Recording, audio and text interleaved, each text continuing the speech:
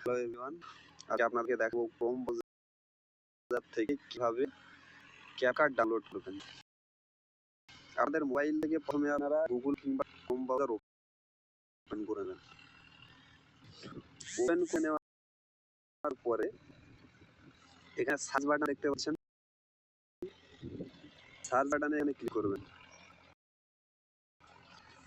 Click করার পরে এখানে টাইপ করবেন ক্যাপকাট।